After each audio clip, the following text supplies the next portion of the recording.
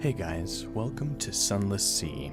Sunless Sea is a nice little indie game that I have been keeping my eye on for a while, but finally recently picked up and played through a little bit of it. It's kind of a fascinating, like, gothic Victorian sailing around and kind of an underground version of, England near fallen London.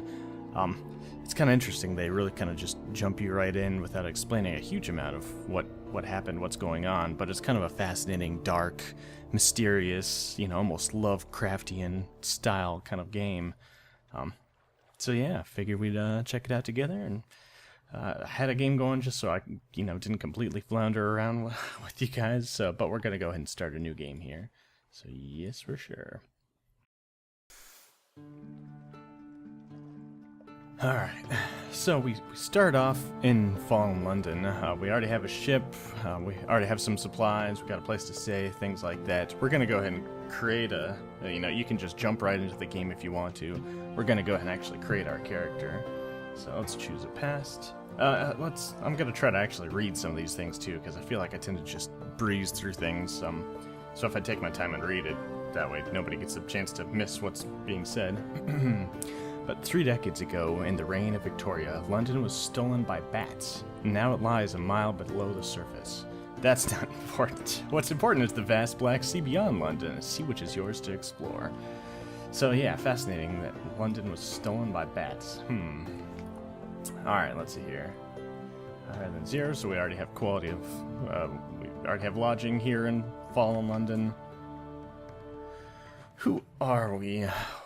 Are we a street urchin? This will give us a boast of veils, the skill of subtlety and evasion. Or are we a poet? Educated and articulate, which will give us a bonus to pages, the skill of trickery and knowledge.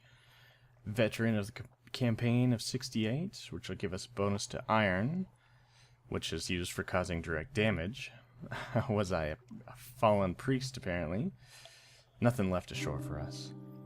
Give us a bonus to hearts, the skill of healing and morale, or were we a natural philosopher, which will give us a bonus to mirrors, which is the skill of detection and perception. You can see each of those things up at the top here, veils, pages. For the most part, everything's, basically equal. We got our crew way over here too, and the slots up at the top are the various, senior crew members that we can have filled. We have our lovely mascot, the comatose ferret up here. Mostly it's immobile, but occasionally it's feral. Wow, what does he have to say? I guess we can't speak to him yet. We'll have a good talk with him later. Honestly, the bit that I've played through this, I can't tell which of these would be any better than the other. With the bonuses, I guess our actual background doesn't necessarily have an impact. It's mostly the bonus that we have. Man. See, damage is tempting just for kind of keeping up with things. Skill detection and perception. I think detection and perception is kind of nice to have, just because things are very dark down here, and being able to pick up on some of this stuff might be nice. So, our peculiar theories on time, blood, and starlight brought us down here to the Neath, which seems to be what it's all called, this kind of underground area. The cavern where London lies. And now... there, take you out to Z. Most of the S's seem to be replaced with Z's, which being with my last name starting with Z, I'm quite content with that. It's, I'm happy with more Z's in the world. So yeah, it's the Underzee, you go out to Z, and there's Zailers. So yeah, hopefully it's not, it's confusing enough to me, I can't imagine anybody else. Anyway, let's see here. So the cabin where London lies there. Now take you out to Z. I got my bonus to mirrors, skill of detection and perception. Our acquaintance, the plausible surgeon, will serve as our ship's doctor until you find somebody better. Perfect. So it gives us bonus to pages and hearts anyway, so that's pretty nice. Gained an extra 20 echoes. Echoes is the currency used in the game, so we have 70 echoes. That'll let us buy more fuel, food, goods to trade between things. So, once was a natural philosopher, but now I'm a Z captain. And then, I'm no longer a stranger. Welcome to the world. Oops. Let's see here. Choosing our ambition. What do we want? I guess I'd just click through something else, pretty much, I'm sure, saying continue. What do we want? Yeah, we can't unlock some of these other things yet. I guess they're locked based on... Yeah, okay. Not available on this build. So this game is still in development. I think they just recently said that it's supposed to fully be out this coming February. So hopefully the rest of these things. But really, for right now, it's just wealth or fulfillment. What are those two things for us? You know, I think fulfillment is going to be the way to go. Learn all I can about the Z, write a masterpiece, and retire. Whenever you return to Fallen London, you have the option of retiring, but you need to write your masterwork first. Okay. So as we explore the rest of, you know, the Underzee here, we gain stories from the ports that we visit, or, you know, events that occur, things like that. So it'll give us a chance to, we can, you know, swap these tales to other people to make some money off of them, or as we kind of get these things too, we can write our masterpiece, with I've kind of looked into a little bit. What do they call us? Actual gender's up to you.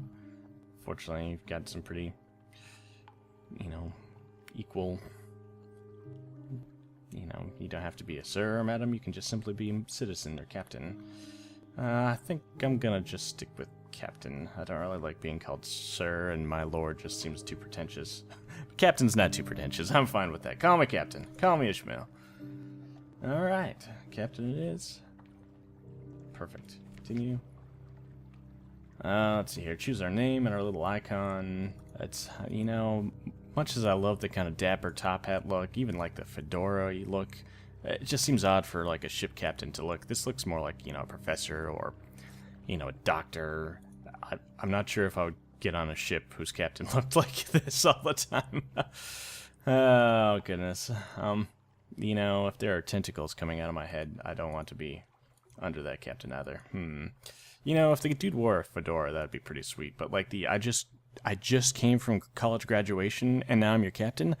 You know, I don't think I want to go with that person. Or, you know, the Phantom of the Opera. There's just, yeah, or a mummy. You know, that's tempting too. But I'm gonna stick with the pretty plain looking. You know, it looks like me after I've just woken up. My hair's kind of going everywhere. He's got a decently sized schnoz. I'm alright with that. Well, let's see here. Captain Christopher. Accept.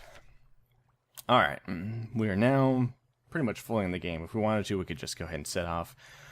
London's kind of our home base. We're always going to try to kind of come back here. This is where our lodgings are at. We can, you know, purchase various things from the shops, etc. The story, it took me a while to get used to because I just want to go through and click on everything without reading anything.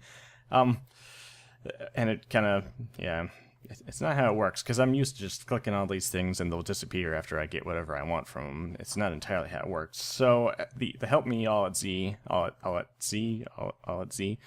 this is the kind of, you know, help tutorial type stuff, which, you know, I'm already pretty well mostly familiar with.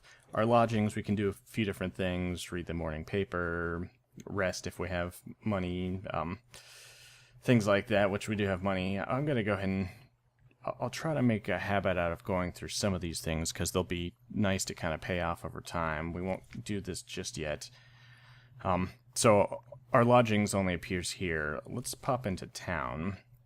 And we've got a bunch of different options of things to do. Like I said before, I was just clicking go on everything.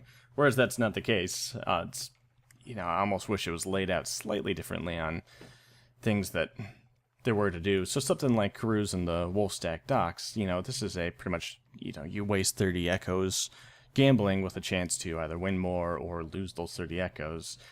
So just this showing up right here, I'm sure like, yeah, click go, okay, fantastic. And I ended up losing a lot of money the first time around. Same thing with this, we can, yeah, hire on more crew.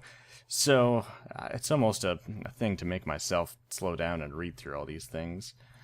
And then some of these are locked for right now. We got to get some secrets or just kind of visit some other ports before we have the option to, you know, visit the university. We won't worry about putting our ship in dry dock. It's in perfect condition. What we will do really quick is offer passage to the tomb colonists. Vendor Bite is just kind of north of us, and that's pretty much the kind of good initial way to make money, is bringing tomb colonists from London to Venderbite, which seems to be, you know, I'm not sure if they're all just like undead people living up there or something, but it just seems to be kind of this terrible, interesting town of death. But we'll go ahead and grab a few of these guys, 3 of them. Yeah, actually, read through this really quick. So a clutch of immigrants will pay to be taken north to Venderbite. I always want to say Venderbright instead of Venderbite. I'll just call it whatever it is. It's oddly difficult to die and fall in London, but when a Londoner is too tatty and wretched to live, they wrap themselves in bandages and take ship for the tomb colonies. Your crew cart these aboard in padded coffins. Great. They'll sleep there until the journey is done. I mean, I guess it's nice in that we don't have to rush them there, so if we come and pick up a few and then, you know, make a few stops along the way before heading straight there. Alright, so we got some of them. Let's go ahead and check out the Admiralty's survey office, because they'll pay for information on some of the various other ports that we visit. Let's see here. The Admiralty's picket fleets and intelligence networks are long gone. The survey office pays Z captains a small sum for recent information. So we'll go ahead and get port reports from places that we visit, and then we can trade those port reports here. Let's see here. Anything in particular that they need? Is there anything? Let's see here. Speak with our agent there. Strategic information from the Iron and Misery Company funging station not far from home waters. So once we find that and we can retrieve strategic information, we'll be able to sell that off for some more echoes as well. Okay. So we got that. Let's pop into our lodgings really quick. So one of the other things is terror. We have our little terror bar up here, and that's just kind of, yeah, like as we spend more time out at sea, or we're facing monsters in the waters, or just crazy things are going on, this will start to increase. It seems like if this bar reaches 100, our crew mutinies and murders us, and that's pretty much game over. So we want to try to keep that down. Coming back to London, if our terror bar is above 50, we'll automatically set that back to 50. And then various other things. If, you know, if we have terror at all, we can stay the night in our room for 10 echoes. We already have the lodging. And if we have any terror at all, they'll help kind of reduce our terror. So there's various, you know, events that might help reduce our terror or things that we can do. But as a whole, it's just kind of something that we'll have to keep an eye on. So let's go ahead and read the morning papers, because from that we'll get recent news, which we'll be able to share with other people in other colonies as well. So it's kind of a fascinating. This is the first game I've ever really seen that, you know, visiting various ports and getting news about what's going on and sharing that as almost a tradable good. It's kind of a fascinating way of doing that and being able to pick up other news or just pick up money for that. Kind of a fascinating thing, you know, to be able to do. So let's see, what is the news? The Echo Bazaar, that an enigmatic marketplace, has increased its tax on love stories. The traitor empress has forbidden singing in the street outside her palace. The anarchists of this calendar council have inexplicably dynamited a drinking fountain. The Ministry of Public Decency has located and destroyed a nest of gallbladder wasps. Some fascinating news. I would pay money to hear that as well if I, you know, especially if I lived up in the tomb colonies. I would pay to hear anything. That just wouldn't be good.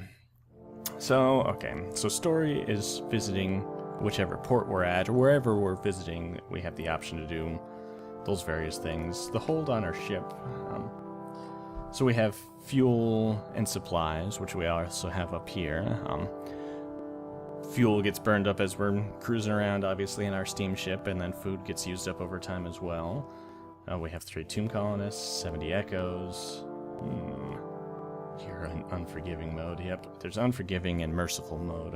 We'll stick with unforgiving mode for right now. That doesn't necessarily mean, like, things are harder. It just means if we die, we don't get to start back over. But there's kind of stuff that can keep going, but we'll do that later on. And then we have recent news that we'll be able to use as well. So engines, our deck, we'll have to, there's various ships that we can purchase or upgrades for that. We definitely don't have the money for that right now. Our journal, our various, yeah, like what our ambition is, what our past is. We have this current quest to get strategic information from Iron and Misery Company funging station.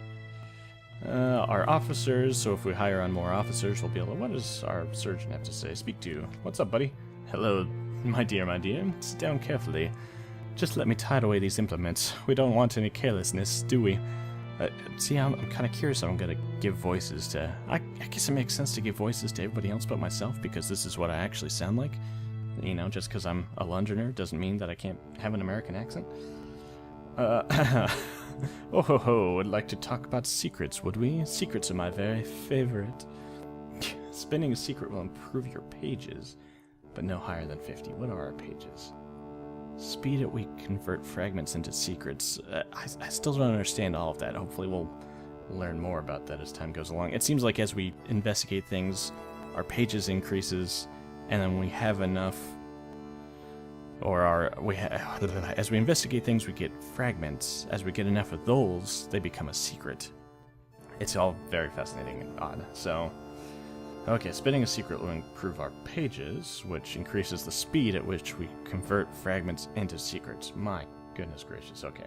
But we don't have any secrets yet. We don't have... Okay, goodbye, buddy. I'll talk to you later. The shipyard is where we can upgrade and purchase new ships, and then finally shops, which aren't in all of the ports, where we can buy a bunch of these goods and sell them off, things like that. Now, I do know... What do I know? We don't need to upgrade our ship. Mushroom wine. Foxfire candles, that's another one. So in Venderbite, north of here, they buy and sell, I believe, Foxfire candles and the mushroom wine. We'll go ahead and load up on some of this. We're buying it at 21. We'll load up. 7 echoes left. We have plenty of fuel and food. And then hopefully we'll be able to sell it for more than 21, because that would be unfortunate otherwise. And we should be good to go. We'll finally be able to actually launch off and explore some of these things. So let's go.